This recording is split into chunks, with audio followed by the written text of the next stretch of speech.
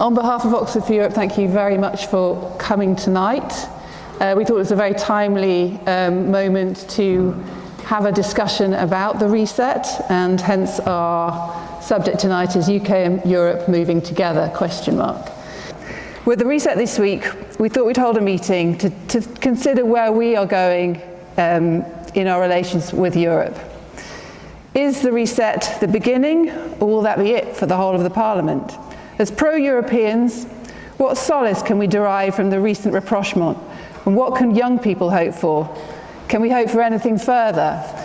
We've got three fantastic speakers tonight. We're delighted to welcome them all. We've asked each speaker to give a short presentation of what their position is and reflecting on the reset from this week.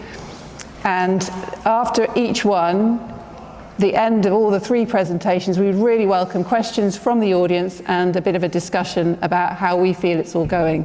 So I hope that works for everyone tonight.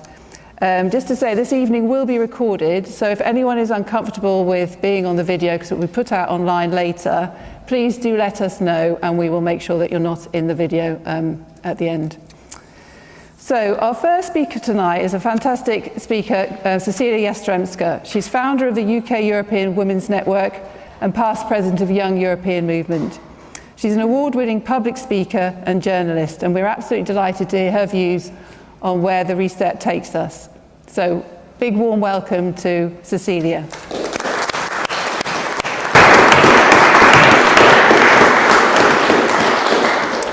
Hello, hello. This is a first for me. I have 3 different mics, which is amazing. So, firstly, thank you so much to Oxford for Europe for inviting me here. It's an absolute honour, and also to share a panel with such distinguished speakers. Acta non verba. The reasons I choose to begin with this phrase are twofold. One, because it happens to be a motto of mine, and one that seems to be particularly apt now. And 2, as of Monday, our governments have signed the papers and we have seen the words. Hence, we are now indubitably at the action stage.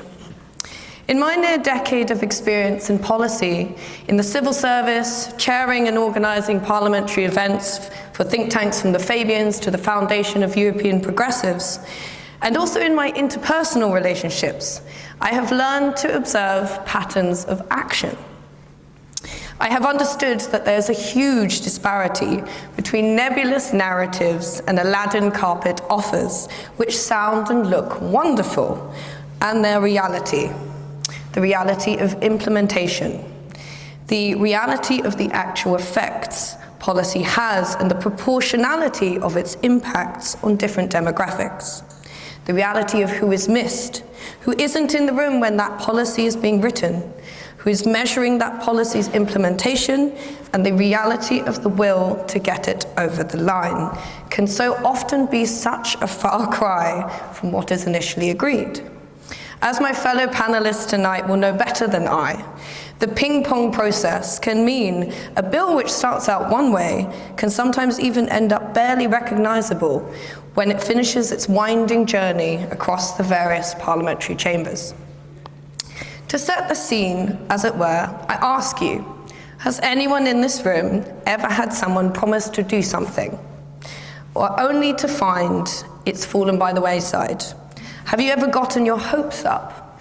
Or thought, I'm really excited for this project, this role, this trip, only to find it kicked down the road?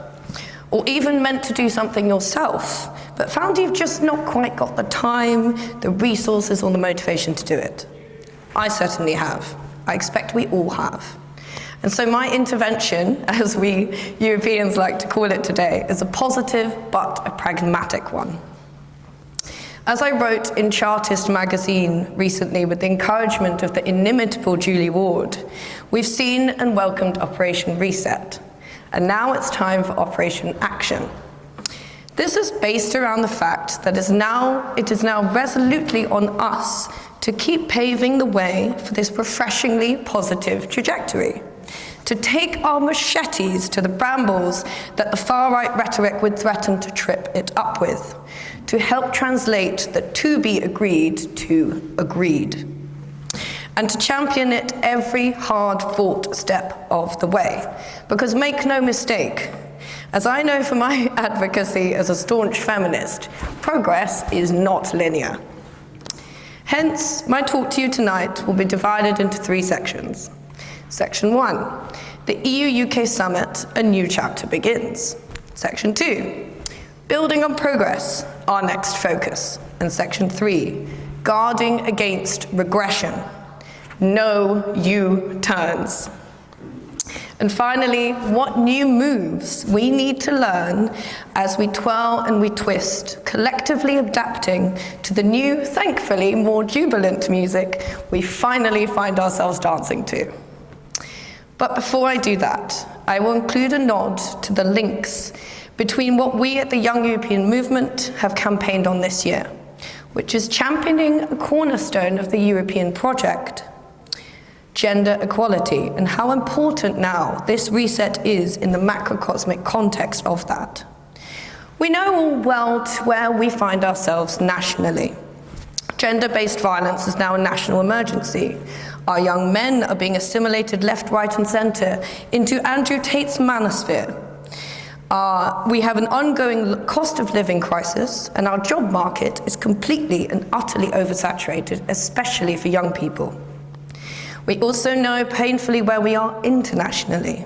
We have seen the volatility of the geopolitical landscape we find ourselves in, the crashing white waters of. Trump is systematically gutting equality and diversity frameworks, downgrading the status of women as citizens in any and all ways he can. And Netanyahu is starving Palestinians with 14,000 babies at risk in the next 24 hours, as the UN has just drawn attention to, in blocking international aid, whilst Putin is boasting of massive attacks of troops in Kyiv, reported on only 19 hours ago. As a half-Polish woman, and genuinely a human being, I am beyond horrified of what we are collectively bearing witness to, which is why I will say, it literally could not be more important now, more than ever, to redouble our efforts to stand up for what we believe in. The EU is the strongest shield we have to democratic backsliding, to the onslaught of dis and misinformation from bad actors, and the most powerful champion for equality, human rights, and respect for the rule of law. So let's not forget that backdrop when we chart this next course forward. And that course looks like one that ensures the promises of renewed UK-EU relations are fulfilled, and that our youth are at the heart of this journey. There is more on the line than we may even here realise. And it's now is the time not to catastrophize, but to mobilize. Yes, I'm a poet and I know it. I digress. So let's talk about Monday. Not the end, not even the beginning, but perhaps the end of the beginning. My fellow Europeans, this summit proved what can happen when we trade ideology for dialogue. It proved that lobbying works, campaigning works, and it is cause for celebration.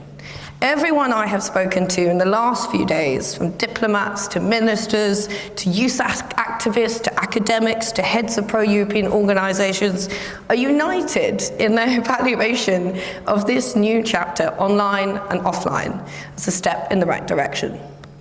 The key highlights included in this direction are enhanced cooperation, agreements on security, energy, food standards and migration, signalling a commitment to mutual prosperity and safety.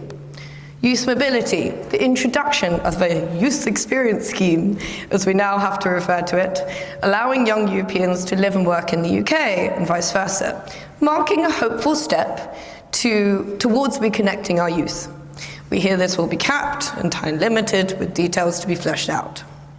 And with my EU-UK hat on, most excitingly, work towards the reassociation to the Erasmus Plus programme. The UK's return to Erasmus, a scheme from which we were never actually supposed to be withdrawn from, and one which isn't even limited to EU anyway, will again, nevertheless, open doors for countless people to experience life, education, work, friendship, and network, and perhaps even love across borders. To that aim, I have personally teamed up with the Erasmus Student Network to help collate stories of those that have benefited from that scheme before 2018 in order to gain as much positive exposure as possible to keep that pressure up. So if you fit that bill, please come find me later. So, we're in a good position, the adults are back in the room, and everyone here and in our wider movement should genuinely congratulate yourselves, because we wouldn't have gotten to this stage if it weren't for you. So the question remains, what next? Here we move to number 2, building on progress, our next focus. Carpe diem. To capitalize on this momentum, we must, 1, sell it to the unconvinced. As Kate, our chair for the recent youth mobility debate, astutely remarked, it's so easy to be swaddled by the warm, cozy validation of our echo chambers. But if we want this to work, we need to reach and convince the non-persuaded. And that means getting comfortable with the uncomfortable. We need to educate ourselves about what the other side is saying, expose ourselves to the full spectrum of arguments, and also what voters and ministers care about, and start to pull those levers. Ministers care about what their constituents care about, and contact them about, and they genuinely quite like being re-elected. So let's show them that mobility can contribute to skill development and address labour shortages in key sectors, not, as a minister so charmingly put it today during the debate, have Eastern Europeans come steal our jobs. Let's show them that their next potential supporters will be able to break out of poverty cycles and take advantage of the opportunities they deserve, particularly underrepresented or socioeconomically disadvantaged groups. If a colleague of mine who has 5 degrees, has published a successful book, has extensive political connections, and has been an intellectual property lawyer for 5 years can't get a job, what chance do people without his qualifications have? Less than 0. We need to make those connections for them.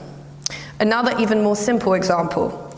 Should we rejoin Erasmus, we'll stop hemorrhaging our annual net loss of £149 million.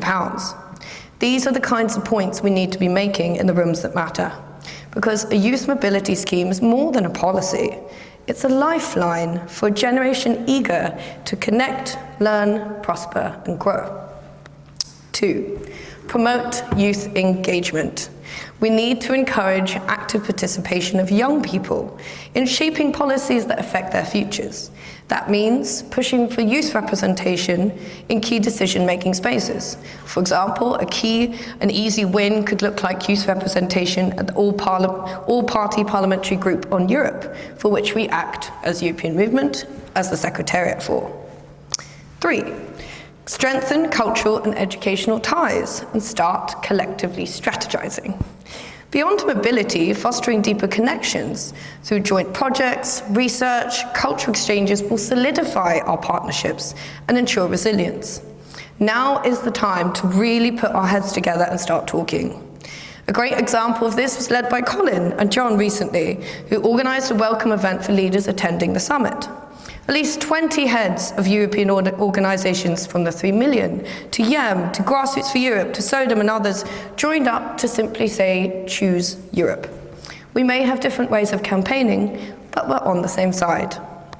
Which brings me to 3, guarding against regression, no U-turns. At the Youth Mobility Debate in Europe House on Monday, hosted in partnership with the British Youth Council, the New Europeans and the European Parliamentary Liaison Office team, I asked a question that one of the panellists, a professor from Connect UK, agreed with and in fact came up to me afterwards to discuss further. How do we stop the can getting kicked down the road? In the Westminster Hall debate today, Conservatives and Reform UK ministers started throwing the black, hot, sticky tar that we've all seen slung before. In fact, it was held so much so that one of the attending MPs actually called them out on their use of divisive language, listing words used to describe the summit within 1 hour, including surrender, stupid, rule-taking, betrayal. The answer is we must do the same, call them out, whilst continuing to make that positive case with proud conviction. And in that critique, we must reject the notions that cooperation equals rule-taking, collaboration equals surrender, and that engaging in sensible dialogue equals deference. Instead, we must emphasize that we have and always will have shared cultures, shared security, shared values, and of course shared challenges, which necessitate shared solutions. To give a key example of this, when I conceptualized Young European Movement's campaign, Break the Silence, End the Violence, which calls for constructive dialogue around the rising epidemic of gender-based violence to improve awfully outdated legislation in the UK to make misogyny a hate crime, we went to Brussels and we worked with the intercultural dialogue. Polling across Europe showed that rising gender-based violence is one of the top concerns for young people, and its effects are a huge drain on our respective economies. Does anyone here know how much the impact of gender-based violence costs our respective economies? For the UK, it's £40 billion a year. And for the EU, it's 366 billion euros. So we looked at how to realistically tackle this, and the answer came back to the fact that when we are isolated, we are sitting ducks. Since Brexit, we are simply more vulnerable. Having lost access to platforms like Europol and Eurojust, we were not taking back control, but actually ceding it to criminals, by virtue of the fact that we were being shut out of those vital data-sharing platforms, which helped to collar them. So, we invited the experts like Frances Fitzgerald, advisor to the G7 on gender equality, the ex-MEP who spearheaded landmark legislation which criminalised misogyny across the EU. We talked to the organisations who had the knowledge that we needed, like the European Institute for Gender Equality, Mead to United Nations Women, and to the people who can make those decisions, like Catherine Fuchs and Annalise Dodds, Ministers for Women and Equalities. We also got them all talking to each other. Our recommendations are now to be published in the Fabian Review. Our campaign was backed by European Parliament, and we launched that in January in Europe House. Ultimately, we emphasize that we are naturally stronger together. And again, now that we are set to increase operational cooperation between us and Europol, it is imperative that we continue to emphasize those benefits. And it is also so important that we declare cooperation, collaboration, dialogue equals more protection, prosperity, and is the greatest safeguard of the very reason the EU exists, peace. At this stage, Brexit is a case of buyer's remorse, with the missold many wishing fervently that they had kept the receipt. Reform UK isn't as powerful as false equivocations in media airtime between Farage and Labour, instead of the Lib Dems and Conservatives and Labour would have us believe. And the remaining Brexiteers go extraordinarily quiet when asked what the benefits are. But just because we are cognizant of the facts, we still need to stay ahead of the curve. And that looks like action that can take three forms. Vigilant monitoring, civil society keeping a watchful eye on policy developments, ensuring commitments are upheld, and demanding clear timelines. 2, clear cohesive communication, clear and consistent comms of our asks, collaborative where possible to key stakeholders. 3, fostering cross-party support, encouraging that bipartisan backing that is so important will provide stability beyond electoral cycles and disingenuous Reform UK scaremongering. To conclude and summarise, I will echo the legendary late Jacques Delors. How can we ever build Europe if young people do not see it as a collective project and a vision of their own future? In that vein, let's finally turn to what the role is for networks such as Oxford for Europe, other branches of the European movement, the Erasmus Student Network, Connect UK, the New Europeans, the EU-UK Stronger Together membership body, and the dozens more. In answer, I came up with an acronym for you around the idea of playing our cards right, aka playing our ace. The A from the ACE stands for advocate. We will champion policies that promote integration, mobility, and cooperation, and amplify young voices, because theirs also belong in rooms where decisions are being made. The C stands for one of my favourite words in politics, and sometimes something we don't do enough as people tiptoe across turf war minefields: collaborate. Naturally, speaking as a chair of a membership body, our role is to continually consult with our stakeholders, young people, our partners, any and all organisations sympathetic to our aims, and also with external decision makers to get the balance right, to align on messaging and find common ground. E, educate. We must position ourselves as the collective conduits for information flow, providing resources and materials to help young people seize those opportunities, capitalise on their potential. The recent summit has opened up a window of opportunity. It's up to us, citizens, leaders and organisations, to ensure it doesn't close prematurely. In the words of Jean Monnet, one of the EU's founding fathers, people can only accept change when they are faced with necessity, and only recognise necessity when a crisis is upon them. Hence, I will close by saying, let us recognise the necessity now to join forces, not in crisis, but in hope. Let us be remembered for our ambition, not forgotten for our obedience. We have a chance to get to that light at the end of the tunnel, so let's not squander it. Together, we can build a future where the UK and the EU thrive side by side, and eventually as one team once more. So let's play our ace and help cement the building blocks now for a future that the generations to follow will thank us for. Thank you.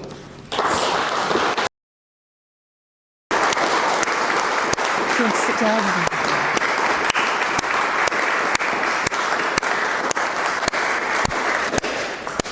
Thank you very much. That was fantastic. Action, collaborate, educate. Well, I think our next speaker kind of sums up those three actions completely. We are absolutely delighted to welcome Baroness Jan Royal of Blaisdon, Labour Lord and Principal of Somerville College since 2017, during which she built outreach programmes to primary schools and has made Somerville the College of Sanctuary, offering places to students who have been displaced by war and conflict. She has a career rich in public service, advisor to Neil Kinnock, leader of the House of Lords in the Brown government. We're absolutely delighted to welcome our very pro-European Labour Lord, Baroness Royal.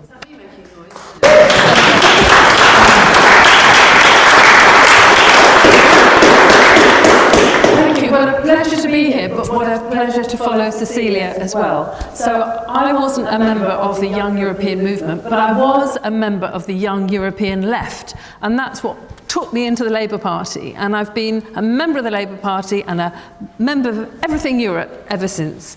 And I think it's a great idea that the all-party parliamentary group on Europe should have youth representation, and I will campaign for that. I will ace it.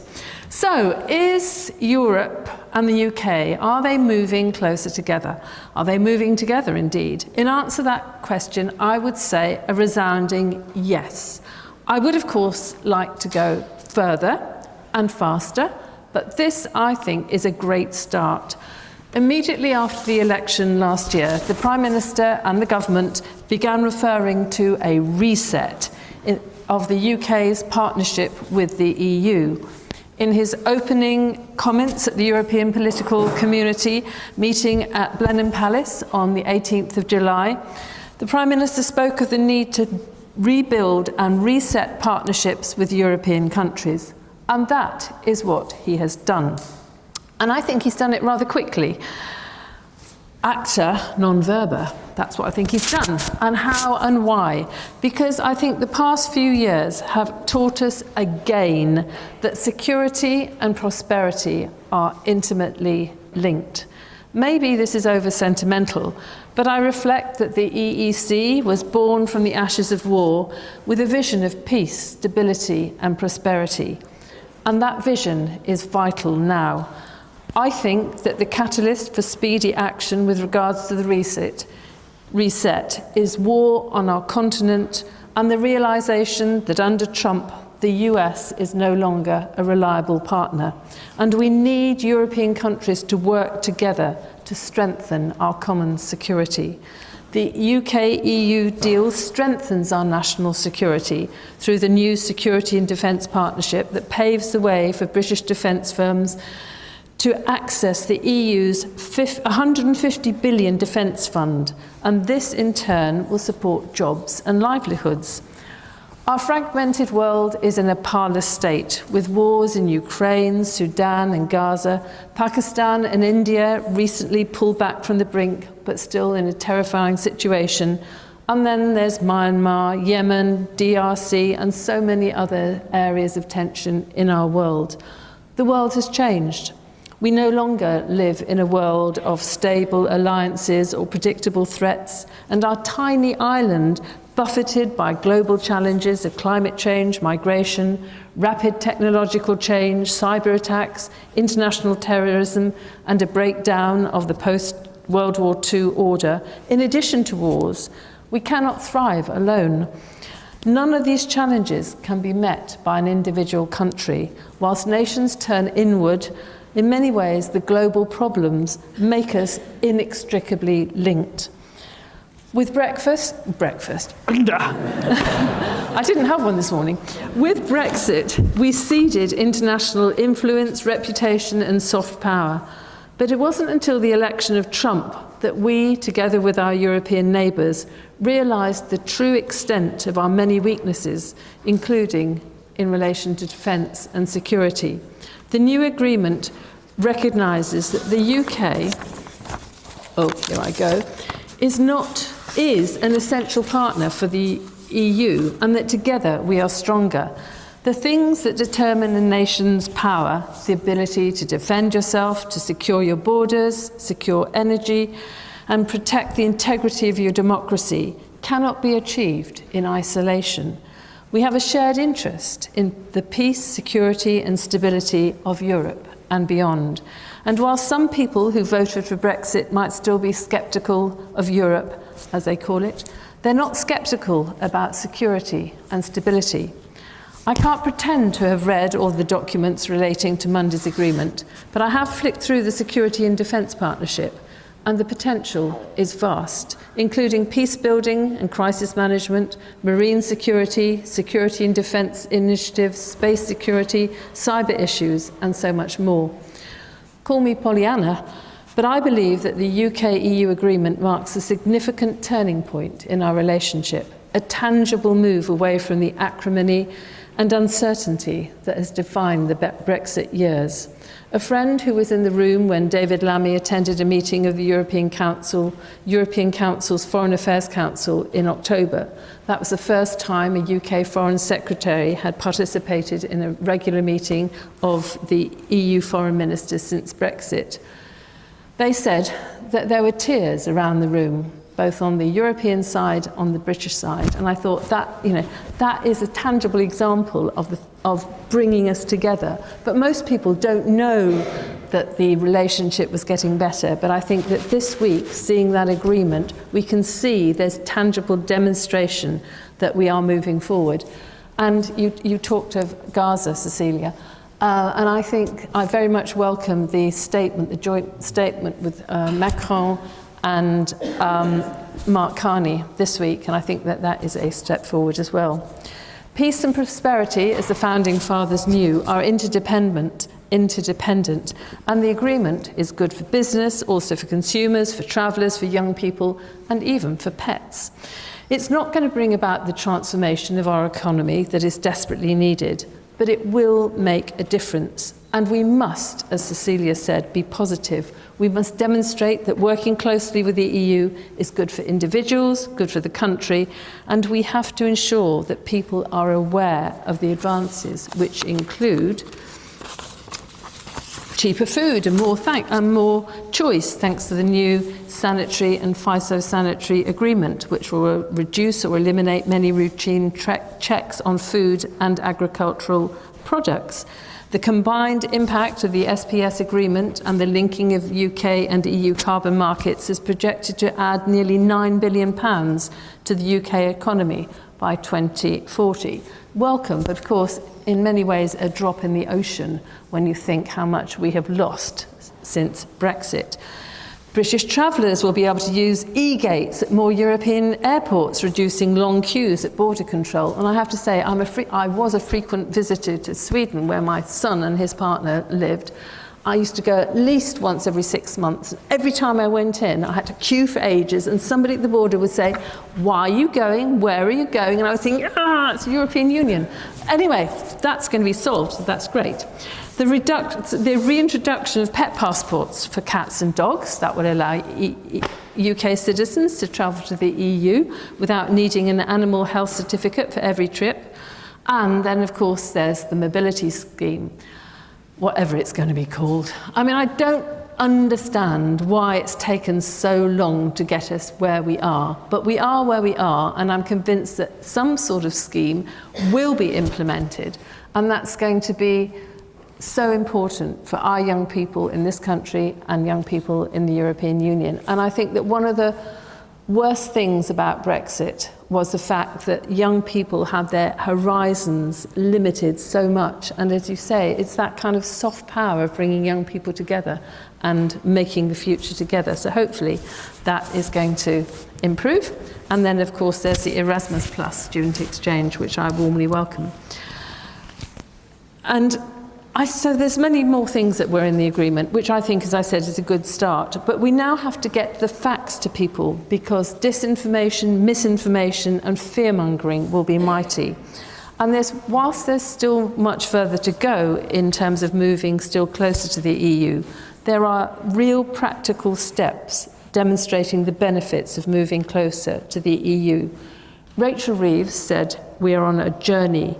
Keir said, and I quote, that this is the beginning of a process, and that we will have annual summits that we can take our cooperation and coordination further step by step. Sadly, he then added, "We will do that while keeping to the red lines in our manifesto." Hey, that's politics, is it not? In response to an attack from Bernard Jenkin, Keir said that the India and US deals are inconsistent with EU membership, and that there could be no better evidence that we're not going back into the EU. That saddened me, but that again is politics. For the moment, we are left with those wretched red lines, which I would call red chains, which were drawn as a consequence of fear of the red wall. Stephen Bush had an interesting piece in the FT in which he said about the agreement, and I quote, "For most of the British economy, the barriers and costs of Brexit still remain. While Labour has plenty of committed, I'm willing to lose votes for Europe types in its ranks, the party's centre of gravity is much closer to a position of no votes lost for the EU, and I'm pro-European as long as I don't have to bear electoral costs for it." That's a difficult one, isn't it? That's a conundrum. Somehow we've got to get to a position where, as you say, we've got to listen to the people who are deeply concerned about the possibility of rejoining the EU, take on board their concerns, answer them, and try to take them with us, so that in rejoining the European Union, progressive parties in this country won't lose votes. I say progressive parties because I think that, well, clearly Reform, but I also think that in terms of getting closer to the EU, the Conservative Party is a lost cause. I am here as a member of the Labour Movement for Europe, and Dennis McShane, one of our prominent members, notes in an article that the Labour Movement for Europe, led by Stella Creasy MP, has more 2024 Labour MPs in its ranks than there are Tory MPs. Woo! It has done important work in nudging along ministers away from the small but media-savvy ranks of Blue Labour or Red Wall Labour to accepting that repairing the damage of Brexit is a long haul. Instant rejoin is not on the agenda, and if the far right win power in any significant way in EU capitals, the prospects of a return to full treaty-bound EU membership will not be enticing. End of quote. I don't think that rejoin will be on the agenda for some time, for a long time in fact. In the meantime, we Everybody in this room and the people who think like us, who care about our relationship with the EU, we have to demonstrate that collaboration and partnership work to our advantage as individuals and to the advantage of our country. And we have to make the argument that in today's world, strength comes from the scale and control comes from cooperation. The polls continue to move in our direction. I don't know if you've all seen the polling at the weekend from YouGov, but I'm going to tell you about it here. It reveals that most Britons think that Brexit has been more of a failure than success, 62%, and that it was wrong to vote to leave the EU, 56%. 1 in 6 of those who voted to leave in 2016 now say that they made the wrong decision, that's 18%, and this group are divided on how Brexit has gone so far. 31 see it as more of a success, 31% more of a failure, and 32% neither. Most Britons, that is 53%, say they would support Britain rejoining the EU, and 66% say they'd support the UK having a closer relationship than it does now, including 52% of Leave voters. So I think that is very positive. Just 17% of Britons support loosening ties with the EU further, including a third of Leave voters, and 42% of Reform UK voters. I think that's the sort of nub, isn't it? That 42% of Reform UK voters who are still vehemently against having more ties with the EU. In European countries, the nationalists, the populists with their simple answers to complex problems, and their fostering of fear of the other, not only win votes, but they profoundly influence the policies of other parties. And they're now given sustenance by Trump, a bully who peddles lies and who's threatening academic freedoms and freedom of speech, undermining the judiciary and democracy in America. Then there's his right-hand man, J.D. Vance, whose views on Europe are despicable. As Jonathan Friedland said in a recent brilliant lecture many of us attended, the EU and the UK must step into the space that the US is vacating, guaranteeing and promoting freedoms and democratic accountability. Trump has blasted open the door. All we have to do now is walk through it. And I would say that we should both, EU and UK, walk through that door together. We must act. We must give people hope, especially our young people. And you, Cecilia, mentioned the need for education. And there's a quote from, I work in education, as you know, and there's a great quote from Confucius, which is, education breeds confidence, confidence breeds hope, and hope breeds peace. And I have always believed that the European project is about peace as much as prosperity. And so I think that link with education, confidence, hope, and peace, I think that's what we all must work for. Thank you very much indeed. Thank you.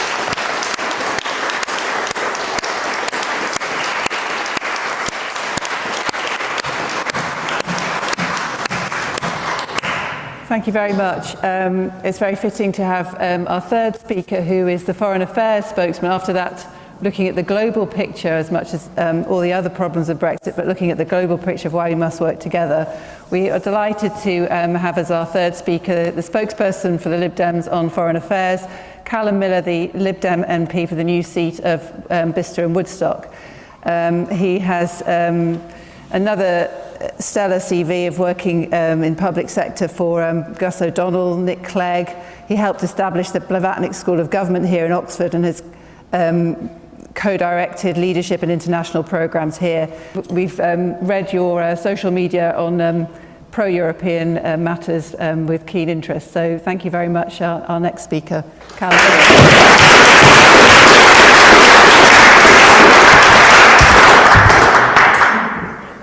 Thank you so much, and it's a real privilege and pleasure to follow Cecilia and Jan. We meet 4 days after the recess in relations between the UK and the EU, And my remarks are going to focus on this as both an opportunity and a challenge. But before doing that, our talk and topic this evening is titled The UK and Europe. And I think it's worth pausing for a moment on that, because I think it's a little bit instructive. Many of us think of ourselves as Europeans, yet politically there is increasingly Europe, or the EU, and then there is the UK. And that's more than just semantics, because we have a cleavage today in politics between those who want to assert the primacy of the nation state, should we call them nationals, and those who want to claim the benefits of belonging to a wider community, whether that's the European one or even an international one. Now, I'm going to go out on a limb here and suspect that most of the people in this room belong to one of those two tribes, and that it's not the nationalist one. But if I'm wrong, you can put me right in the question and answer session. So the context of our conversation is that. And the context is also that in many countries of the world, it's the nationalist logic that is centre stage. Most obviously the US, but also increasingly in France, in Hungary, in Turkey, and yes, sometimes here in the UK. The standard bearer, of course, for this movement, as Jan has mentioned, is Donald Trump. And he has shaken up global affairs in just a short period of time in office in the economic and security realms. He's shown to the other autocrats, to people like Putin and to Xi, the view that might is right. And that's his reference point and the way that he keeps returning to. So mostly, his approach has been entirely unwelcome. Yet, as Jan highlighted, it has helpfully crystallised some choices for the UK. On security, Trump's approach has told us that we cannot rely on the US as a guarantor of European security, and that we cannot expect Donald Trump's administration to uphold democracies or the coalition that we have had for Ukraine. On the economy, he's told us that we cannot rely on the US as the champion of open markets, and we can expect a transactional bullying approach to all trade negotiations. But before we get too comfortable in blaming all of this on Donald Trump and the way in which he's blown through capitals like a whirlwind, he has, let's be honest, accelerated a trend. Because Obama reminded Europeans that we needed to step up our collective security, and he also talked about the US Indo-Pacific tilt and how America was increasingly focused towards the Pacific. And Biden was supported by trade unions which were, let's be honest, fairly protectionist in their outlook when it came to US trade policy. So those of us who might take comfort in thinking we've only got to endure 3 and a bit more years of this should actually pay stronger attention to trends in US policy, which is an opportunity as well as a challenge. Now, as has been said, I'm the Foreign Affairs spokesperson for the Liberal Democrats. And from the 4th of November onwards, we have been saying that Donald Trump is a threat to our values, and that the US under Trump will be a much less reliable partner. And so we advocated from that point that the UK should redouble its efforts to strengthen our relationships with the European Union. Our partners in the EU are more reliable, there is greater alignment between their interests and our own, and they are more proximate to us, both in security and economic matters. And of course, this builds on the Liberal Democrats' position in the general election in 2024, when we were the most positive of the 3 main parties when it came to restoring our relationships with the European Union. We set out in our manifesto a 4-point plan. We called for initial steps to restore confidence in the relationship between the UK and the EU, such as a youth mobility scheme. We wanted to see that build into closer alignment with agencies in the EU when they were in our benefit, such as re-entering Erasmus Plus and cooperation in defence and security. We wanted then to see tightening of alignment around things like the SPS and mutual recognition of professional services. And we believed that by doing those 3 steps, we could get closer to a position where it was more feasible and acceptable to rejoin the single market. In light of Donald Trump's approach, we added to that mix, if you like, a real fervent commitment to a defence and security pact in order to be able to stand alongside our brothers and sisters in Ukraine, but also to secure the European Union against the increasing threat of Russia.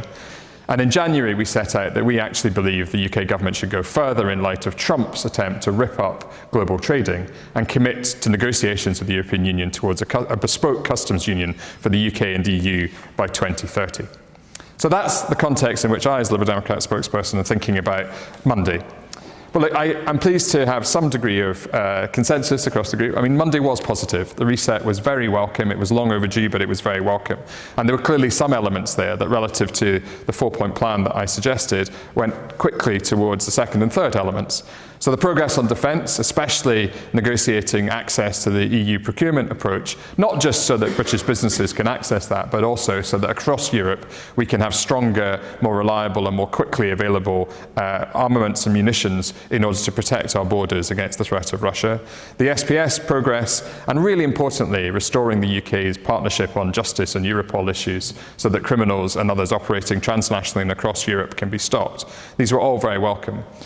There were some surprises, some things that we weren't expecting immediately. The e-gates, the pet passports, you might say these were just popular and, targeted at headlines, but there's absolutely nothing wrong with that. And the emissions trading scheme is a big step forward in terms of our climate commitments. However, there were missed opportunities. I, like Jan, simply cannot understand why this Labour government is being so cowardly and short-termist when it comes to a youth mobility scheme. The idea that that's on the back burner and may happen at some point in the future is, for me, the epitome of the fear with which some elements in the current cabinet are behaving towards the Red Wall and towards any mention of freedom of movement. My colleagues and I have repeatedly pushed the government to go further on European youth mobility, and it got to the point of just extreme frustration to see ministers at the dispatch box repeat this mantra of we will not rejoin the single market, we will not rejoin the customs union, we will not go back to freedom of movement, such that even when we prefaced our questions by saying everybody knows that a limited youth mobility scheme is not freedom of movement, it was very dispiriting to hear ministers still go back to their mantra. Touring artists were in the Labour manifesto. The creative sector is one of the greatest exports of our country, and it was disappointing not to see more progress on that. The mutual recognition piece still remains to be dealt with, and of course Erasmus Plus is on the back burner as well.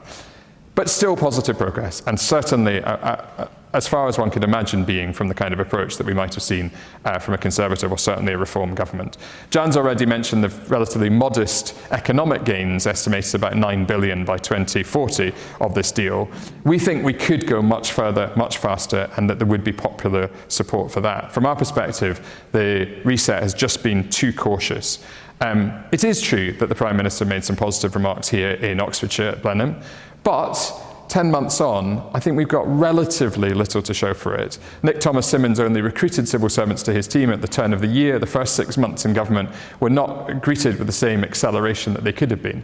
And so we will continue to press the government to use the summit this week as a step forward to accelerate things.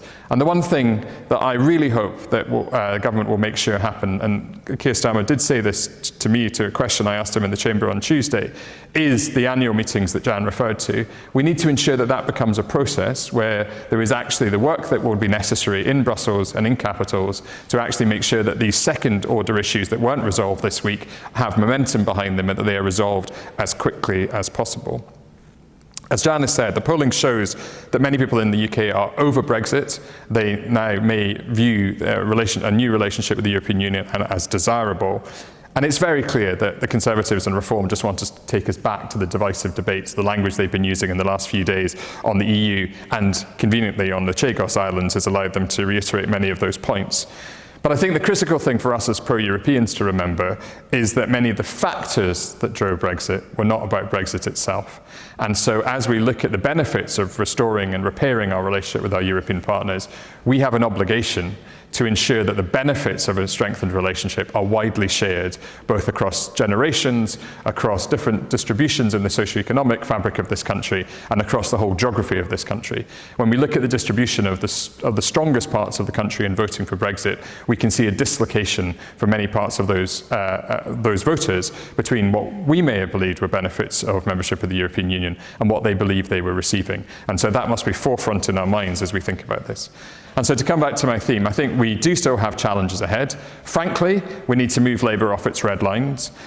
Secondly, we need to think about how a new deal with Europe can benefit all communities and all parts of the UK. And thirdly, as I say, we need to make sure that there is a process behind it that makes sure that this isn't a one-off summit, but something that deepens and entrenches our relationship. And so these are the opportunities. We can restore trade links to help the growth of our country. We can increase defence cooperation to enhance our security. And we can reopen opportunities for travel, study and work, especially for young people, to re-strengthen our whole European family. Thank you.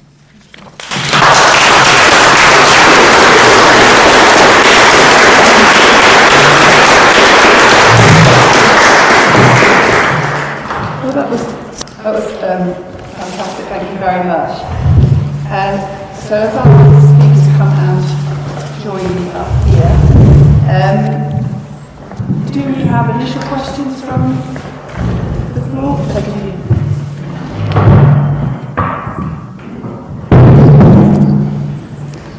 Can I start off by just a question? So, if people want to raise their hands, ask their own question, but I'll start with, yeah. I was just going to ask a quick question. You said, Callum, that we need to move Labour off their red lines, and I think we all agree with that. How do we do that when they appear to be more fearful of reform than they are of and yet they lose more votes to progressive parties in doing so, but they seem still more fearful of reform than they are of the progressive parties, the Greens and the Liberal Democrats? How do we do that? Well, I'm going to take some hope from Keir Starmer's U-turn on winter fuel payments this week. Many people in the party have repeated the policy, and yet the Prime Minister seems to have found a way to change tack in light of the feedback from the electorate. So I think that shows that red lines don't have to persist forever. I think he would probably argue that they were manifesto commitments and therefore they are harder to move off than a policy decision at the start of the Parliament. But I think it is about being creative and thoughtful about things. I personally regret enormously that Keir Starmer didn't take the opportunity in light of Donald Trump's sort of setting out his approach to foreign affairs to actually say to the nation, we're in a different environment now, and therefore we need to think again about what's in the best interest of the country. I think that would have been an opportunity with justification to move off some of these red lines. But as Jan said, colleagues like Stella Creasy and others on the Labour benches in the House of Commons are committed Europeans, do want to see a move in relations.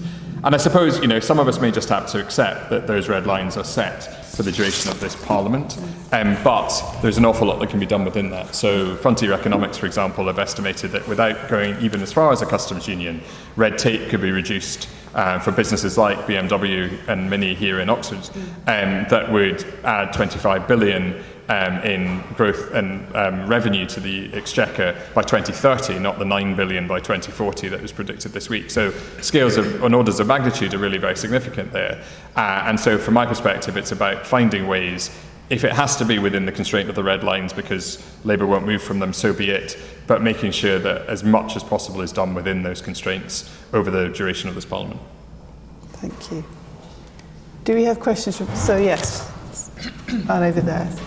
Do you want to say your name and? Yeah, sure. James Erwick from Banbury. I very much appreciated all three speakers. I'd like to ask the first speaker whether she has any ideas about how this movement could be more visible in the mass media. Great question. I think, okay, so as a journalist and also as someone who has been on TV a lot and done all sorts of interviews, so for example, at Colin's Welcome Summit event, I ended up on the second biggest German media broadcasting channel called ZDF. That's the one, yeah. I think it's about being really bolshy. So I just went up to all of the 5 broadcasters that I could see filming and said, hello, I'm Cecilia, and I represent a membership network, and if you want to have a chat, I'm here. I think it's about approaching newspapers, approaching channels we've never approached before. So for example, in being a journalist, I pitch to all sorts of different newspapers. And sometimes I'm cheeky in my pitches. Sometimes I approach newspapers that aren't necessarily even sympathetic to my views. And it depends what you think about where you are on the side of kind of spectrum on this debate, but all exposure is good exposure in a way. And yes, you might be taken out of context, but I think essentially we have to get really creative. And I'll say one more thing that I did as president of Young European Movement, which was really, really useful. So we called this the YEM Year of Collaboration. So essentially, I got my team to do the most comprehensive stakeholder mapping exercise we've ever done. So we stakeholder mapped collectively something like 300 potentially even tenuously aligned organisations. We put them in a spreadsheet and we went contacted, yes. Response, yes, no. What's the response? And we basically built a stakeholder outreach email which gave them 5 different ways to support our campaign. So it could be donating, it could be talking to a newspaper, it could be coming to our launch event, it could be signing our open letter. And we got maybe out of 300 we mapped, we got maybe 160 responses, and 70 of those organisations, so heads of 70 different organisations sympathetic to our cause in ending misogyny, attended that launch. And the conversations that we've had from that have been stellar. I ended up presenting as the closing speaker for United Nations Women UK. Bear in mind the kind of numbers on this. 6,000 applicants, 150 successful applicants to attend, and I got to be the closing speaker based on how much stakeholder mapping we did. So be bolshy. Thank you. Sorry. There's a question over here. Me? Well, I want to ask a question. I've been sitting here thinking it through. So my question is this. It's not just about, or would you agree, it's not just about how we might bring people within England with us in terms of how they want to think about their relationship with Europe. Is it more about how people in England think about what it is to be English? Is it not more a redefining of what being English is as a starting point, rather than glossing over all that and looking just here? So you're saying, so this is the nationalistic, so you're saying that the... What I'm saying is, I think what I'm saying is, what is the bedrock that allows people to see themselves as so different? What is the bedrock they draw from that allows them to see themselves as so different to Europeans and to feel that their rightness in choosing being British is better than being European? Do we understand that enough? Okay, so it's the narrative that we create for our... how do we create the narrative that we are... I guess my point is that not really important, that we understand what that narrative is and how we reshape that? Is that not a starting block? Does anyone want to come in on that question? I mean, I think that's an interesting perspective, one might say. But I think it's not that... Well, it would be great if people understood that you can be English, Welsh, Scotland and European, or you might be English, Bangladeshi and European. And that's one aspect. But I think the problem is much, much bigger than that. And I think that what people have been taught in this country to fear other people and to say, these people, these Europeans, they're coming to nick our jobs. They're coming to nick our houses. I understand that. Yeah, no. But if we don't diffuse that, are we not... That's my point, really. Sorry. No, that's fine. So I think that it would be great if we understood why people don't feel European, as it were, why they don't want to feel European, why they just want to feel English. Is this what you were getting at? No, I think I'm asking, why is being English? Why do people think being English Is better than being European? is being better than Well, it could go back to empire, couldn't it? I mean, I thought it was quite telling on VE Day that everything bunting was just British, and yet it's Victorian Europe Day, and you think, why are we not realising the E is Europe, not Britain? But we don't, do we? It's sort of... Because we were fighting. Well, that's the narrative we tell ourselves, but I think many countries have the same thing, don't they? but this goes back to education. So if, and I don't know how history is taught in schools today, but I mean, it's a very kind of, it's changing, thank God. But I know that it used to be, and it probably still is in many schools, very kind of British, English oriented. Whereas my kids went to a European school in Brussels, And the history that they were taught was so different to the history that they were taught when they were in this country. So I can both answer Jan's implied question and make her and myself feel very old. My daughter's sitting her A-level history exam tomorrow and she'll be writing about Thatcher. So that's part of the history that you're taught in A-levels these days.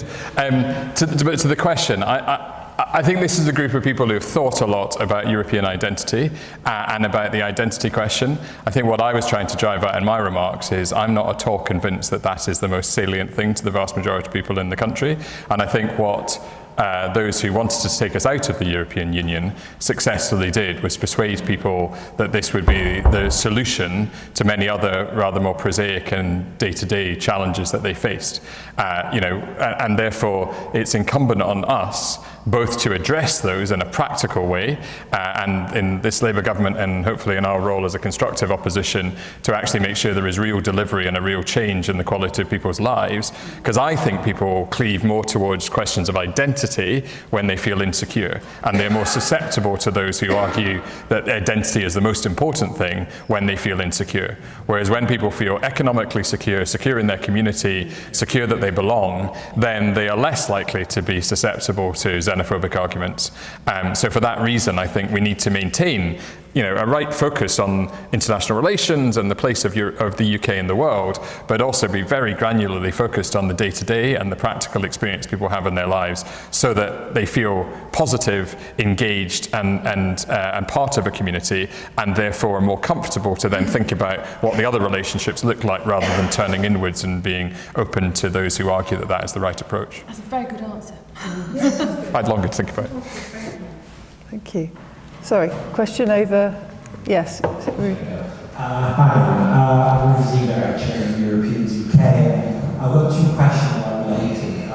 One you would expect from the type of work that our organisation does with EU citizens is what role do you think in the wider political sphere can be utilised by the fact that there are over 5 million EU citizens here? I mean, arguably many of them should by now, based on past promises, have a right to vote as people are settled, but it hasn't happened. But they will in due course, and they are here. And so, what can be done more to bring them into this discussion? And I think the second question relates to this youth experience scheme, which is YES we've had on Tuesday as the acronym. And it's how do we turn the discourse from a discourse around immigration and capping and limited time to a discourse around rights. And I was kind of struck as you said, or I think John was talking about the e-gates and how that kind of caught the minds of people. The idea of British citizens having rights to travel, it's almost like in the discourse around freedom of movement, it was forgotten it is a two-way street. So how do we turn this to something that was taken away as rights from British citizens and is slowly but steadily being brought back to them as their rights to move? Thank you. I'm happy to take that second one and also link it to Erasmus and build on what you said. So one of my favourite artists, Rasmus Eriksson, said we have a limited emotive scope of capacity, and what he meant was that when we can't get a job and when there's a cost of living crisis and when we see we are in competition with people we shouldn't be in competition with, when we are worried and scared and we are victim, we are more susceptible to fear-mongering and othering, we don't care about politics, unfortunately. I do, I always will, but the average young voter is apathetic, is disengaged. They want to know, can they afford to stay in university? They want to know, are they going to get that job? Is their MA worth anything, right? So I think we have to reframe, and it kind of comes back to what we were saying about being English, identity. We need to kind of reframe the whole case as European identity and values and youth mobility scheme and rejoining Erasmus Plus is equaling British kind of interests are synonymous with European interests. And to be proudly British and to champion British values is to champion those things. And I think if we look at it as it's a right, as you say, to be able to get a job, and you know, we're in an economy, we pay our taxes, we are in a society where there's nothing that should stop us. You know, we're the 5th largest economy in the world, very developed, we've got amazing infrastructure, a functioning democracy. You know, why can't young people get a job? So I think if we reframe it as we need to give young people the rights that were taken away and sell this as a very positive thing, but with that firmness, then I think we're onto something. But if we keep going, I think if we keep saying, oh, you know, it'll be great to travel, work and study and everything, sure, but I think if you connect, for young people particularly, the electorate, this could mean the difference between a job or not. This could mean the difference between prosperity for you and your future family or not. Does anyone want to add to that? Maybe just to pick up on Ruby's first point about EU citizens. It's just incredibly important that the EU citizens in this country, who many of whom, you know, who I've spoken with and know as friends, felt that the whole process of Brexit was one that made them feel very unwelcome, that in the environment we're in today, that they are fully respected and included in political discourse and dialogue. You know, Liberal Democrats are keen to see that they are given the opportunity to vote, and I think they should have that opportunity, because these are people who are contributing enormously to our society and to our communities. And so, you know, I think in that way you would see a better way of both giving those people back their rights and their rights as part of our community, but also perhaps changing some of the discourse. And I think that links to the second point. I get very frustrated in the discussions on immigration with the fixation on some of the numbers and the counting. Frankly, you know, we know this across all aspects of public policy. People don't really feel or experience the difference between billions and millions when it comes to public expenditure. And equally, I'm genuinely unconvinced that they experience the difference between, you know, hundreds of thousands and high tens of thousands.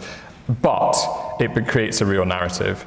And I just believe that the government needs to get a grip when it comes to the discussion about immigration, especially immigration and young people, coming to your point about the youth experience scheme, as we must call it now. The fact that students are included in our net migration numbers is mad. And, you know, I'm saying this sitting next to a head of an Oxford college in Oxford, so I'm not expecting many people to object to that point. But, you know, equally with the mobility scheme, every hostile contributor to the debate on Tuesday from the Conservative and Reform ranks described it as though only Europeans would come to the UK.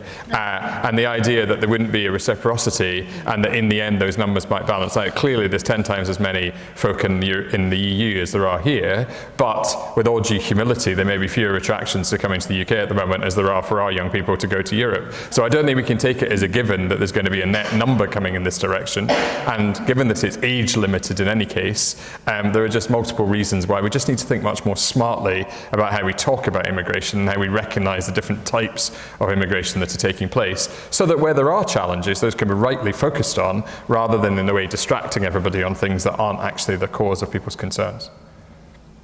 Do you want to add anything, Jen? No, I mean, I completely agree that we have to reframe the argument and we have to use different words to describe what really are rights, and we've got to be brave enough to talk about rights. However, I would like to think that the government would reframe its argument vis-a-vis immigration, and that it would stop talking about caps to youth mobility. But I don't think it will sometime. So I think it's beholden on people like us to talk about rights. And maybe the words that we use will gradually become more acceptable in public discourse. I think public discourse is really important.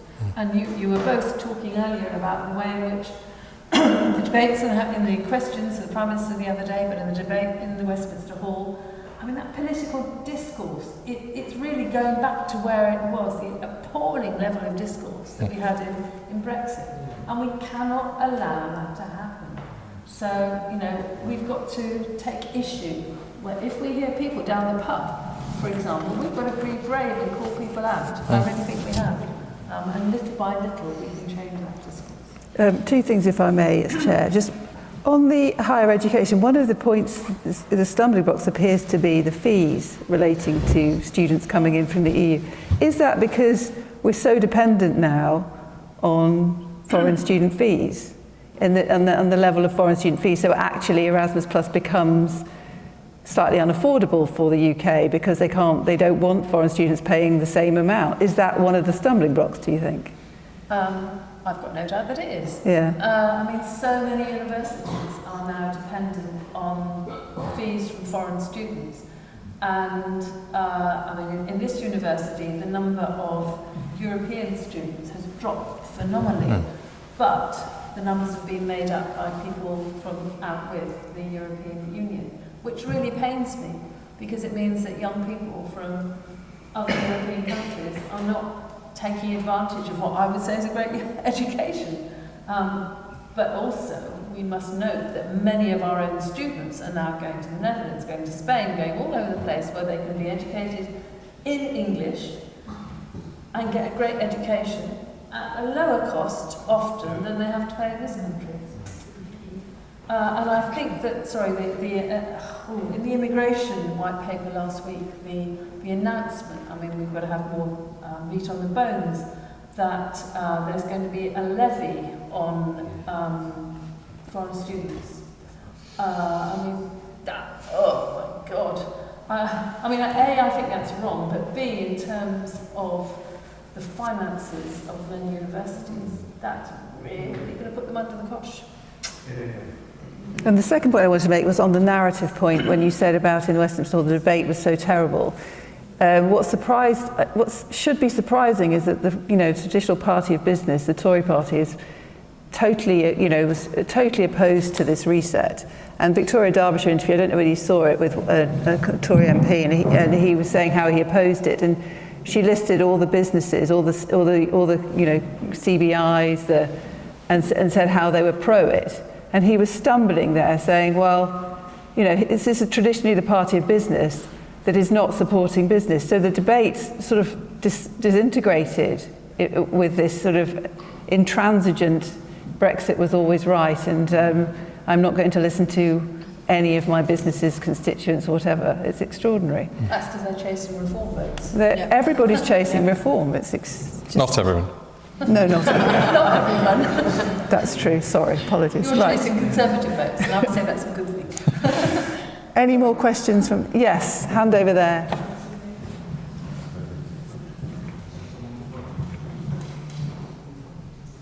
Good evening.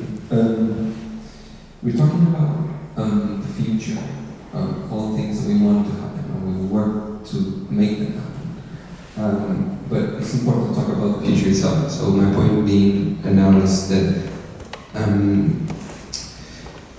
we are threatened a lot by climate change and the energy transition, especially because we all seen how Europe especially has been cut off from specific energy supplies. So how does, my question is sort of like, how does the EU, should the UK use the energy transition, let's say, not rhetoric, but like topic as a way of getting together more closely to work together for that energy safety, which is equally as important as, well, weapons, I suppose, or even more so, I would say. And should we perhaps try to move a little bit, and I guess this is more for people who are affiliated onto party politics, like what are your plans to try and push the agenda? Because from Labour I haven't heard a lot about the climate change agenda, and I'll be frank, I don't know much about with them's energy transition or climate change agenda, so sorry, many questions, but all sort of in the same topic. Thank you. Thank you, Jen. Okay, so as I understand it, but others in the room who've read documents in more detail can correct me. The agreement on Monday does include bringing together the emissions trading schemes so that the UK will be reintegrated into the EU emissions trading schemes. That's important because it means that, that we won't have a carbon price at the border, and more generally that we can be part of the UK can be part of a larger trading scheme with greater depth. I believe that in the sort of second tier of things to come back to, as it were, is the integration of electricity. So the UK basically is vulnerable in our own electricity supply, and were we to have better interconnectors to the supply, particularly from France, where their large nuclear industry produces a lot of excess electricity, we would have more reliable electricity supply in this country and be less vulnerable to some of the requirements to maintain some of our fossil fuel stations to provide more predictability and reliability. So that will genuinely, if it can be agreed, contribute positively towards climate change.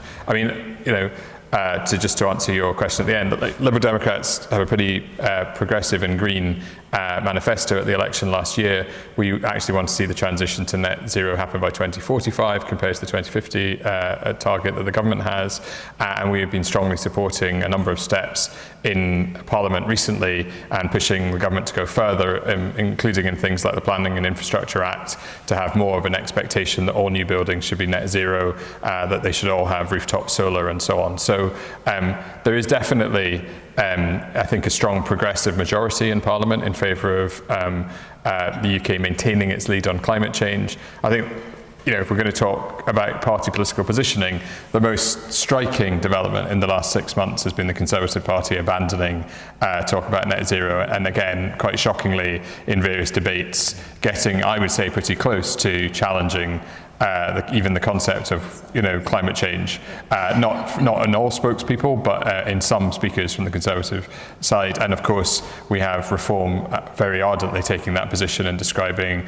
ambitions towards reducing our emissions as being something that we should not be undertaking because the UK, in their view, contributes a small amount of global emissions and therefore doesn't have a responsibility.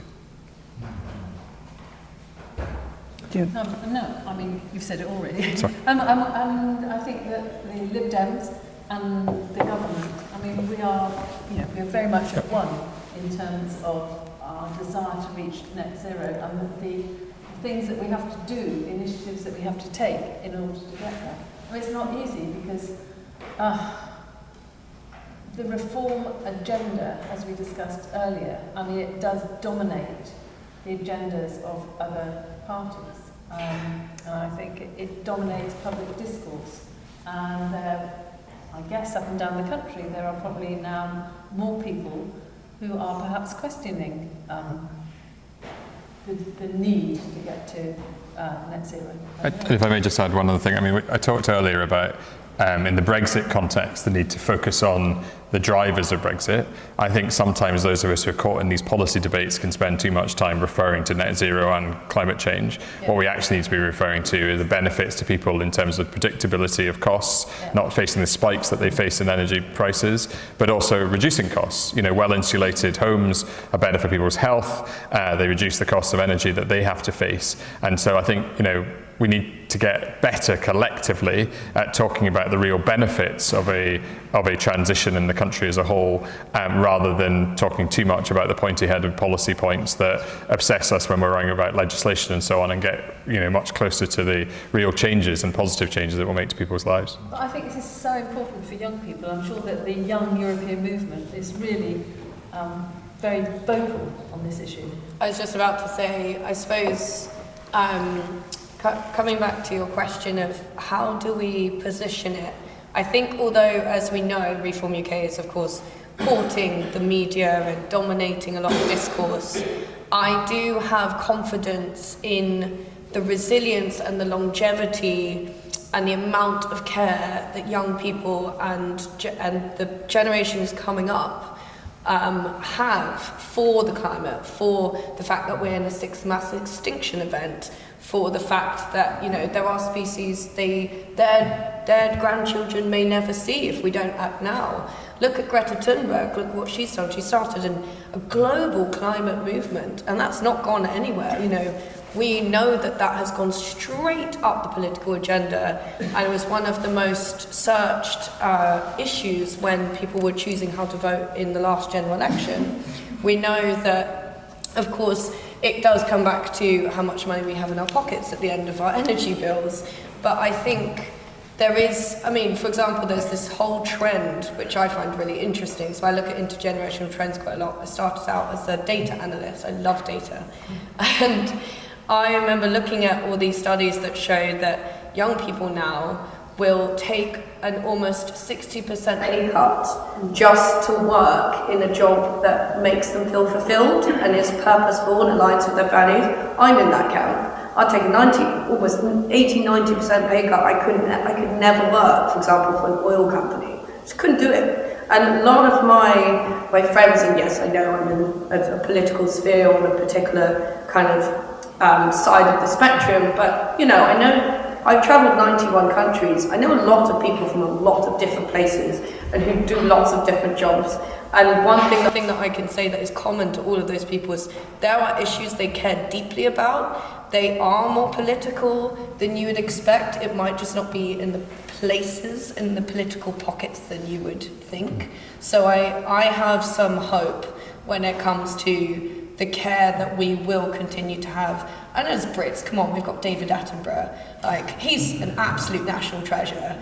And I'm going to be in bits when he eventually does, you know.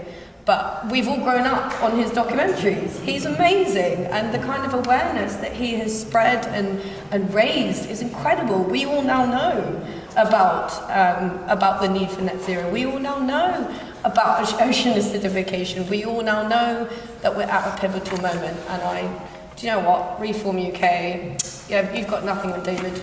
I think that's great. Well, I'd just like to come back to Labour though, because I think Ed Miliband makes the points you make about the need for it brings growth, it brings jobs, it brings wealth, and it's put money in people, and yet the right-wing press, who have such control over the narrative in this country, want to see him gone, and I fear that Labour will bow to that pressure, and I hope they don't. I jolly hope not as well. I was in Ed Miliband's shadow cabinet, and I was one of the people who supported him to be leader as well. And he's a good man who cares deeply about these things. And you know, he was Secretary of State. I mean, in the dim distant past, and he has great knowledge about these things as well. And if they want the youth vote, as you've just pointed out, and to do something for the future, he has to, you know, his vision, his narrative has to be sold. It does. Anyway, any more questions? Hello. My question is partly answered by things that Callum has said during the evening, but it's more about don't we need to not only communicate better, but to listen better. Yeah. And would instituting regular citizens' assemblies help? I love citizens' assemblies. I think that in Oxford, citizens' assemblies have been very, very useful in influencing policy, have they not, sir? And so I think that, yes, there's certainly space in the need for dialogue, there's certainly a space for citizens' assemblies. But I think you're right. We have to listen, but we also have to hear. Because they are two very different things. You can have many meetings where you listen to what people say, but if you don't actually hear, then you don't make the necessary changes. Well said. I will say something, because a lot of branches of the European movement often ask me, how do we get young people in and how do we keep them? And I just wanted to say something that occurred to me recently. I think we all know politics can be a difficult space to navigate. It can be a bit of a minefield sometimes. And I think, so I'm part of an organisation called Compassion in Politics that my mentor was from. She's amazing, Hannah Phillips. She's worked for the United Nations as well. And they did a really good seminar recently on that with, Just Phillips and Deputy Speaker of the House of Commons. And I just took from that I think when people are struggling, whether that's kind of generally, you know, young people struggling to find jobs, or you know, we've got a bit of an epidemic of a mental health crisis at the moment. You know, our NHS is on its knees, and although we've gained the language to talk about it, I don't think enough is being done. And I think coming back to sort of the inside of politics, I think when people are going through a difficult time, or, you know, you disagree, we have to just learn to disagree really respectfully, and to really look out for the people. And this is what the deputy speaker said. She said, it's not the MPs that shout the loudest about how upset they are that you need to worry about. It's the ones that are quiet. And it's about checking in on people, and as Jan so eloquently put it, really listening about what they need and looking for when people need support, and being that listening ear when they've gone quiet. Geraldine, you've spotted someone. Okay. Hello, I'm achievable. I'm a French student from Paris University doing a master in entrepreneurship. Excuse my English level if it's done. I have two questions. The first one is, why do British people kind of view the European identity as confrontational to the British identity? Because as French, coming from a French island in the South Pacific, in Caledonia, for those who know, I still identify as from the Pacific, and I also can join it to my European identity by the democracy. By the democratic values that are still shared in Europe. And from a personal perspective, I do feel like British people are completely part of Europe, its history, its common language, and its actual values. And secondly, what do you think of entrepreneurship and innovation as a potential solution for younger generations to take accountability in building Europe's future and fostering collaboration on common projects to strengthen the European sense of identity? Thank you.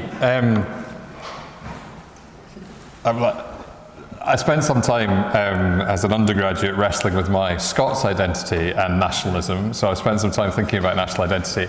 I think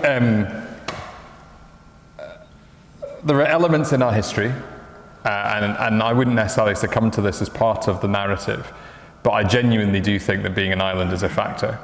That, you know, when I lived in Brussels and worked for the British government there, and was able to travel within Schengen and cross borders without noticing borders existed, it is a genuinely different thing to having to travel. And I know you come from an island, but nonetheless, you know, I think that is genuinely a factor in the psyche. And it's one that, you know, that is easily exploited by those who want to say that there's a boundary around us that separates us. You would need to compare that, I guess, to analysis of folk living in Ireland and the extent to which they compare their European identity and their Irish identity. But I do think it's a factor, and it plays into the British narrative. I think, you know, again, it's also dangerous to assume that all Brits feel the same. You're probably in a room full of people here who would very much agree that they were able to hold more than one identity at once. But I do think it ends up being a factor.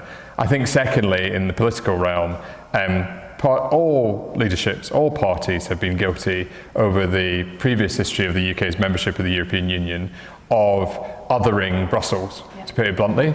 I remember working as a young Treasury official for Gordon Brown and sitting in a room when we were off to a European finance ministers meeting in Brussels, and Gordon was literally pulling his hair out because there wasn't a disagreement to play up in the right-wing press.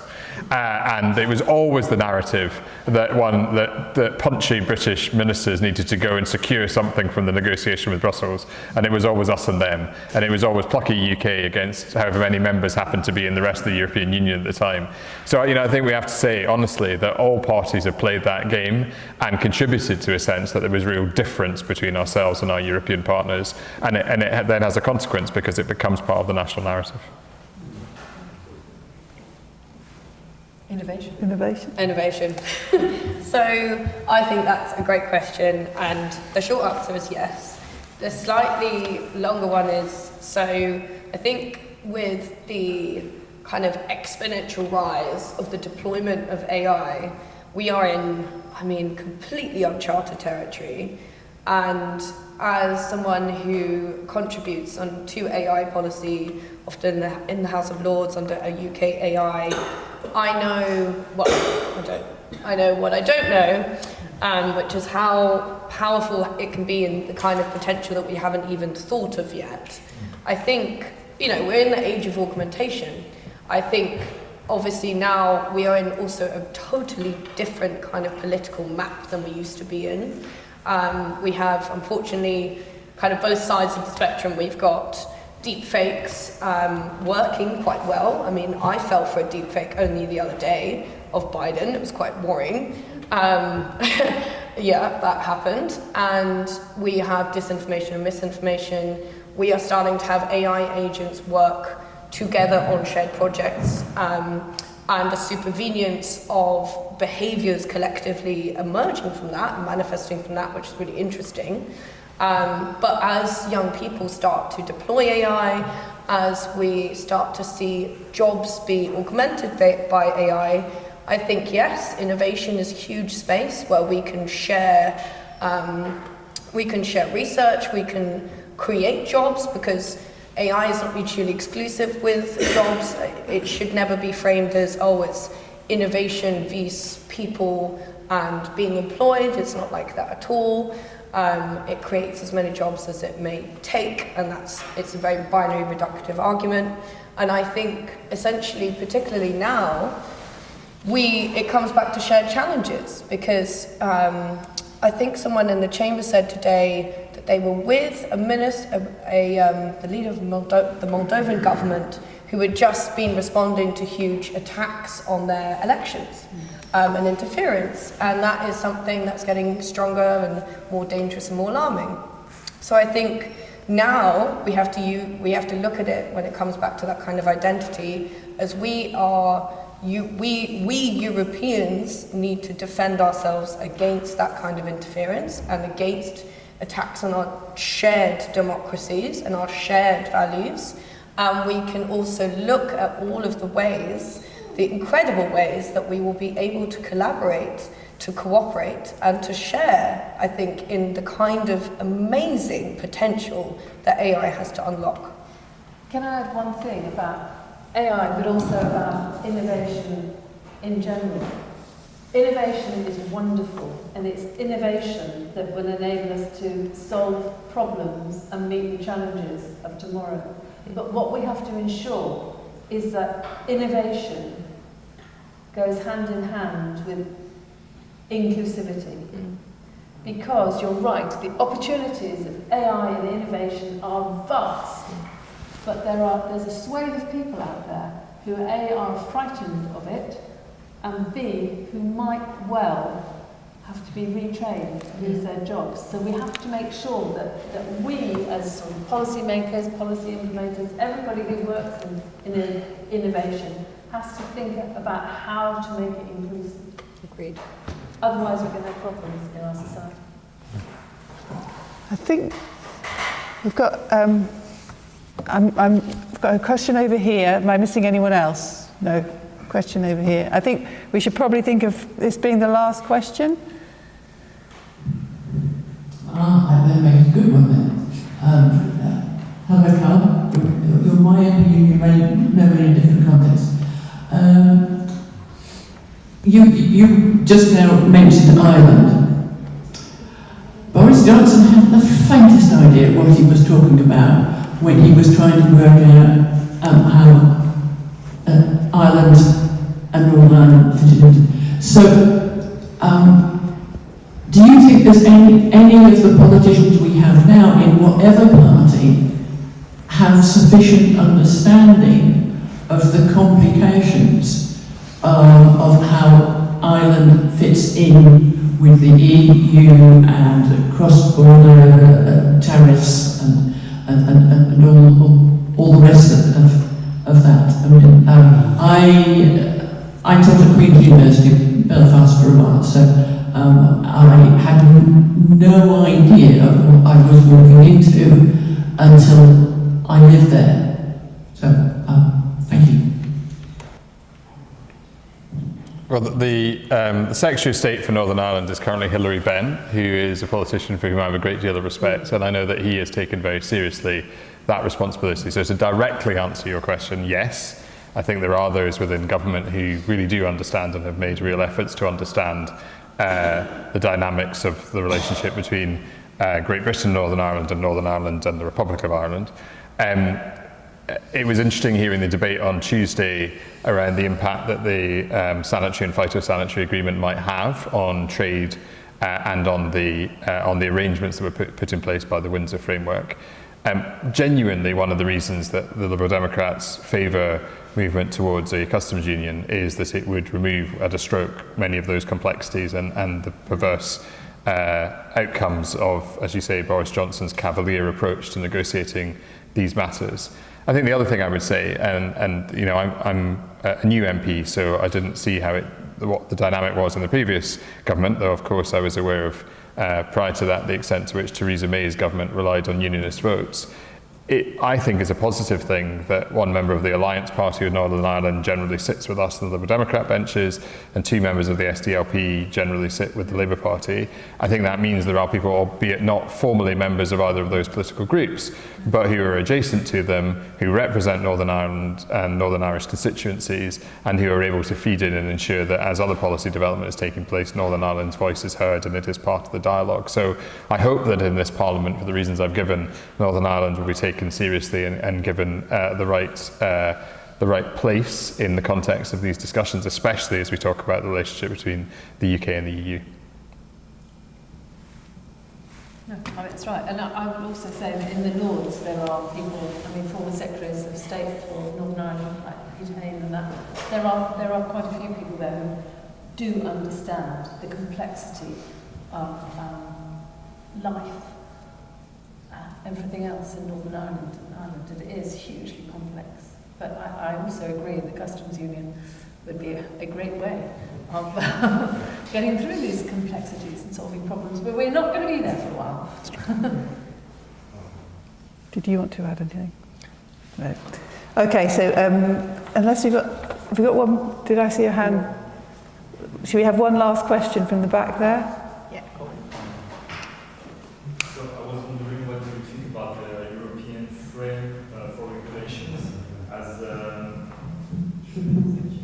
As tools giving direction to innovation and changes, or as potential brakes to the required changes of the future democracy, and how to find the balance between this regulation. What was the question? AI, I guess. Regulation piece, is that a break or is that? Yeah. Did you want to take that? No, you did. So my stance would be, again, to deny the mutual exclusivity. I think, so for example, I went to a round table from my sort of policy making perspective recently, which was on the creative industries. So I don't know if you may have seen it, this was quite an unprecedented move, but lots of different UK newspapers teamed up to say, make AI, make it fair, so that AI in fair, make it fair. Literally everyone from like the Telegraph to the Independent. And when you see the Telegraph and the Independent collaborating, you know something's up. So we had Bjorn from ABBA there, we had all sorts of, really big names in music, the head of Music Media UK, anyone who was there, and then there was kind of the policymakers, and then, of course, Baroness Bevan-Kidron.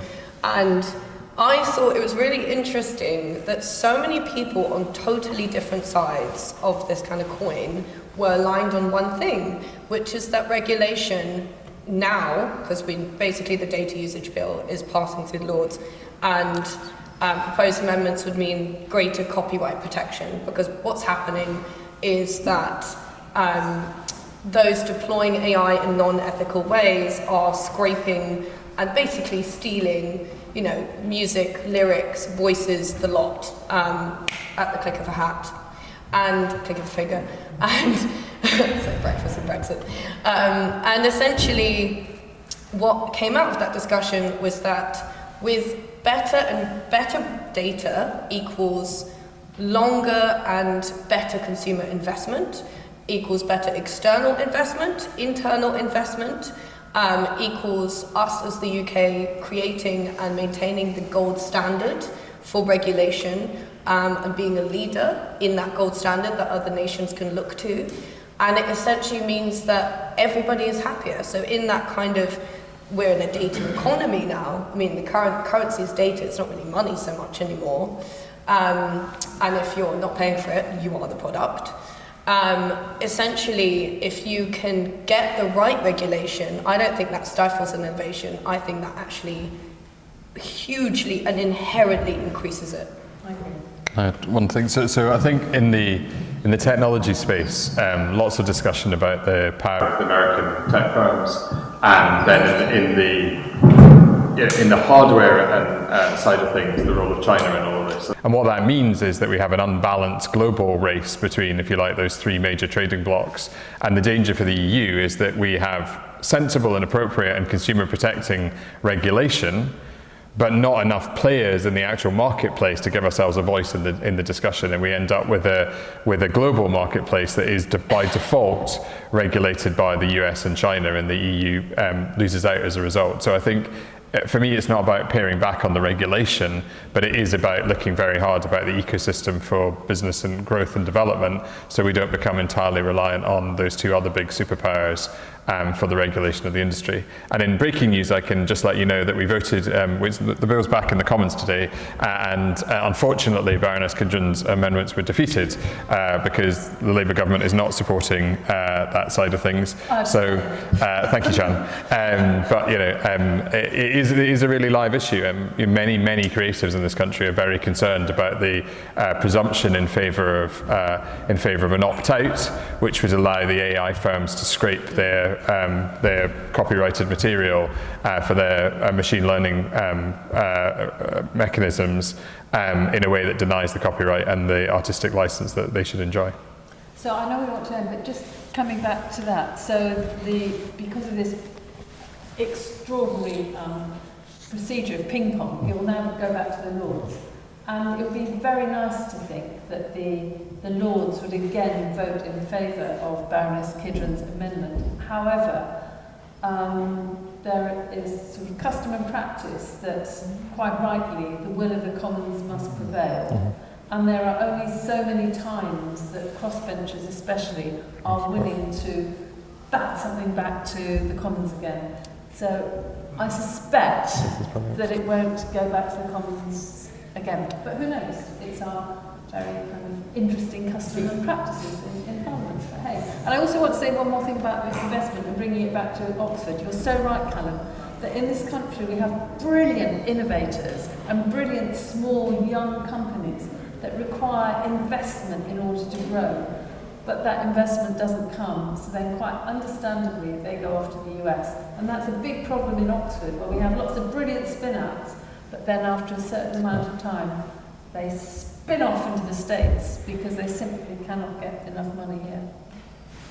Thank you. Well, I'm going to ask a final question to end this very enjoyable discussion, and it's come from Susan on email. Can you tell us something positive at a time of such bad news everywhere? Each person from the platform. Have you got something positive that we can go away on? Jan first.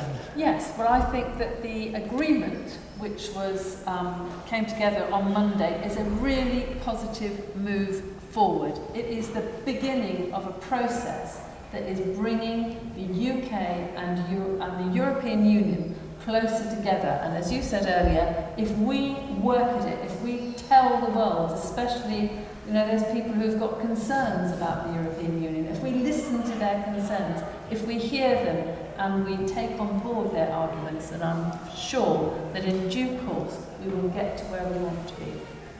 Great. I would agree with that wholeheartedly. I would say that we have chosen Europe. We've chosen Europe again in the face and despite a practically global attack on human rights, the rule of law, democracy, equality, safety, security and peace, and we said no. And I am so excited to see where that takes us. I think that is a huge mark of our government's confidence in being able to do so, because yes, Reform UK is dominating some media landscapes, but nevertheless, we have an agreement. And Erasmus Plus has not just been kicked down the road, it's in that agreement. It's now a question of when, not if. And I think that is an incredible step forwards. Thank you. Callum? Well, I'll just pick up on one element in the agreement that we've touched on already this evening. The recommitment to working with our European partners on justice issues, to me, is a huge step. I think I've talked a bit this evening about the importance of ensuring that when we talk about European progress or international cooperation, we're bringing it back to people's lives.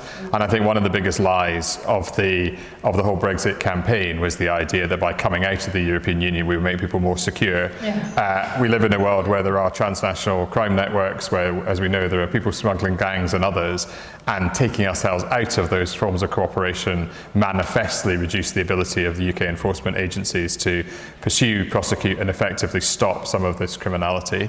So I very much hope that now that we're back in those arrangements, we'll be able to see real benefit for policing and security in the UK, and be able to then demonstrate that to people so that they understand some of the benefits of cooperation. Thank you very much. Well, it's been a fantastic discussion, and I would just like to say huge thank you to the panel for thank you. Your brilliant delivery and answering all the questions and the great debate we've had. So thank you very much, and everyone give a big round of applause.